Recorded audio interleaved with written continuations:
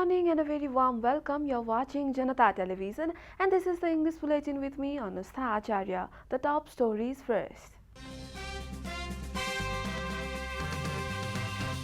Supreme Court reinstates lower house of Parliament, issues mandamus order to appoint Deuba as new Prime Minister. Opposition coalition calls Supreme Court's decision historic, prepares to form a new cabinet. Nepal COVID-19 death toll reaches 9,400, more than 3.5 million people vaccinated with at least one dose in the country.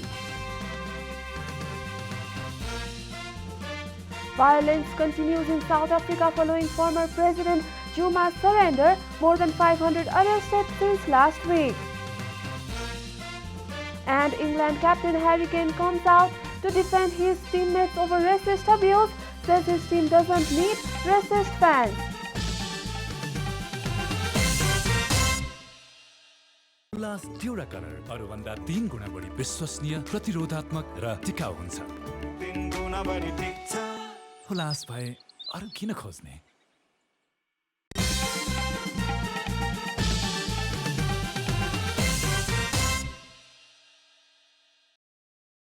Now the news in detail. The Supreme Court has issued a landmark verdict yesterday, reinstating the dissolved House of Representatives. The Apex Court also issued a mandamus order requiring Nepali Congress President Sher Bahadur Deuba to be appointed as the new Prime Minister by today evening. The 5-member constitutional bench, headed by Chief Justice Cholendra Samser J.B. Rana, issued such order in response to writ petitions filed by lawmakers challenging the President's decision to dissolve the lower house on May 22. Other members of the bench include Justices Deepak Kumar Karki, Meera Khadga, Ishwar Prasad Khatioda, and Dr. Ananda Mohan Bhattrai. The Apex Court has also ordered that the House of Representatives session be convened on July 18. 30 writ petitions were filed challenging the government's decision to dissolve the House of Representatives 1.5 months ago. President Bidya Devi Bhandari dissolved the lower house of Parliament upon the recommendation of the Council of Ministers and fixed the date for mid-term election on November 12 and 19. The writ petitions had sought the Supreme Court's intervention to invalidate the decision of the President to dissolve the lower house.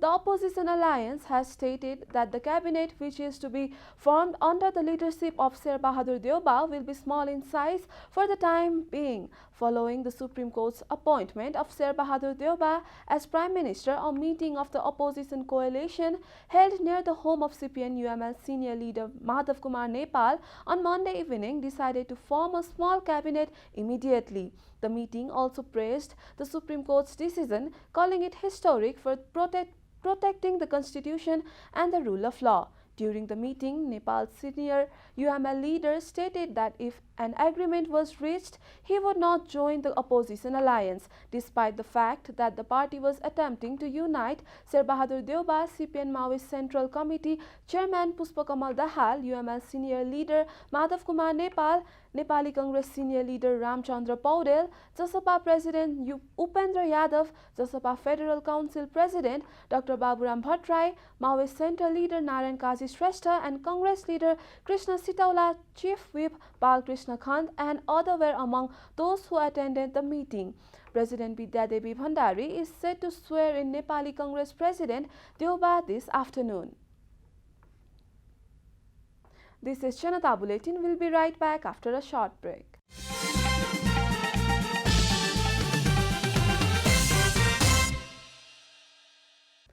Welcome back after the break. We continue with other national news.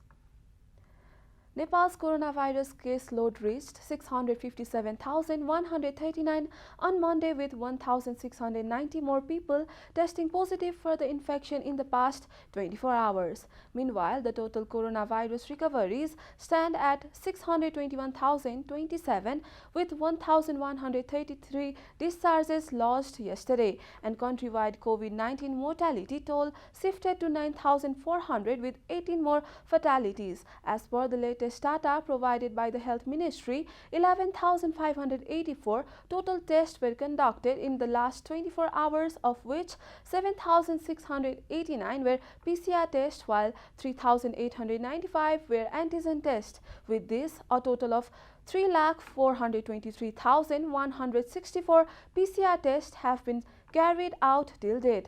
Nepal's COVID-19 recovery rate stands at 94.5%, while the fatality rate stands at 1.5%. The country's active COVID-19 case count currently is 26,712, with daily recoveries exceeding daily infections. The capital recorded as many as 289 infections today, while Lalitpur and Bhaktapur recorded 90 and 54 respectively. So far, a total of 3,690,999 people have received coronavirus vaccine across the country, of which 2,611,807 have received the first doses of only 1,79,192 individuals have been inoculated with both the doses and are fully vaccinated. Currently, there are 299 individuals in various quarantine facilities across Nepal. Globally, over 187 million people have been infected by the novel coronavirus, while 4 million people have lost their lives to the disease. Likewise, over 171 million people have recovered, while more than 11 million cases are still active. And now the news from economic front.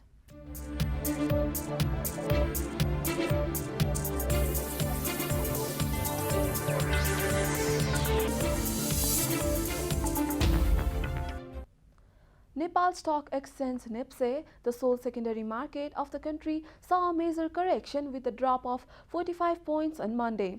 The market that was moving along a downward trend in recent days saw a benchmark index jump on Sunday but experienced another downtrend on Monday. However, the daily turnover saw an increase with a total of 26,21,104 units. Shares of 229 companies traded for Rs 9.98 billion. The sensitive index, which measures performance of Class A stocks, also dropped by 1.59% or 8.62 points to 534.81 points. Likewise, all the sub-indices were in the red yesterday, with only mutual funds seeing a growth of 0.16%. At the end of the day, the total capitalization reached Rs 3.97 trillion.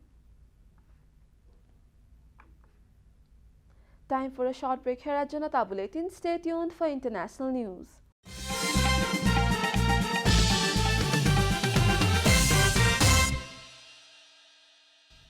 Welcome back. Now the international news.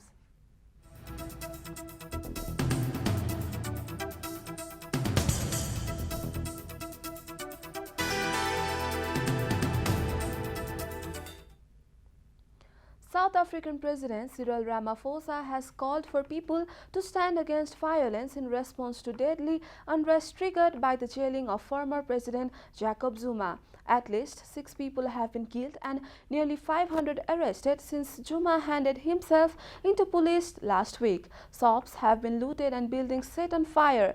Troops have been deployed in Gauteng province and in Zuma's home, President of KwaZulu-Natal. Zuma was convicted of contempt of court after failing to attend an inquiry into corruption during his presidency. The 79-year-old, who denies corruption, was given a 15-month prison sentence. He is hoping to get the sentence rescinded or reduced by the country's constitutional court. However, legal experts say his chances of success are slim. The violence has affected COVID vaccination drives, with some chemists saying vaccination sites had been destroyed and looted. AFP news agency reported some sites have been forced to close amid safety concern. Our vaccination program has been severely disrupted just as it was gaining momentum. This will have lasting effect on our progress in economic recovery. BBC quoted President Ramaphosa as saying. More than 40 people have died after a fire broke out in a coronavirus isolation ward at a hospital in Iraq. The blaze at the Al Hussein Hospital in the southern city of Nasiriyah was brought under control late on Monday. The cause is unclear, but initial reports suggest it began after an oxygen tank exploded. Reporters described charred bodies being carried out of the building. Rescuers are still searching for survivors. Health official Haider Al-Jamili told AFP News Agency that there are fears people are still trapped inside the ward, which reportedly has space for 60 patients.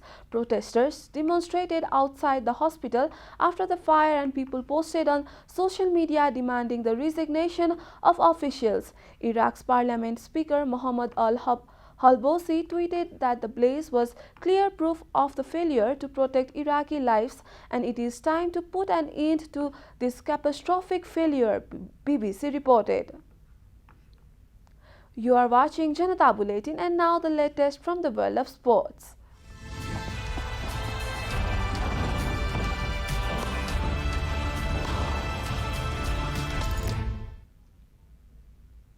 Harry Kane has led his England teammates in an impassioned defense of the handful of squad members subjected to racist abuse after Sunday's Euro 2020 final penalty heartbreak. Kane has further stated that anyone who sees fit to hurl stalls is not a Three Lions fan in their eyes. Gareth Southgate's side were unable to mark their continued progress with silverware after being edged 3-2 in the shootout by Italy in the finals. Misses from Marcus Rashford, Jadon Sancho and Bukayo Saka ultimately ensured the Osuri lifted the Henry Delaunay trophy.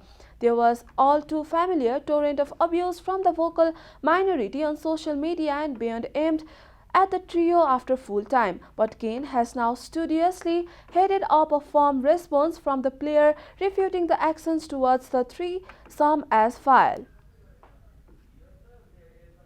We are at the end of Janata Bulletin, and the headlines once again.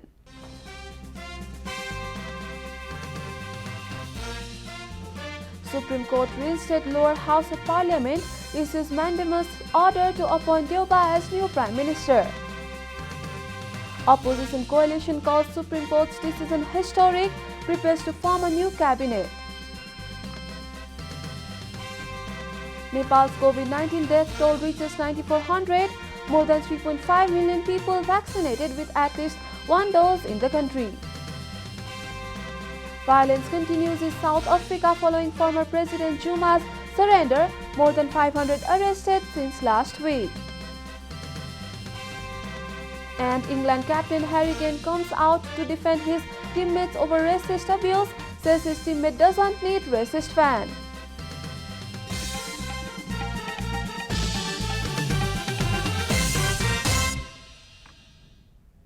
And that's all from the English News Desk for today. You can follow Janata Television and our programs on various social media platforms, including on our website janatasamachar.com. Keep watching Janata Television. Namaste.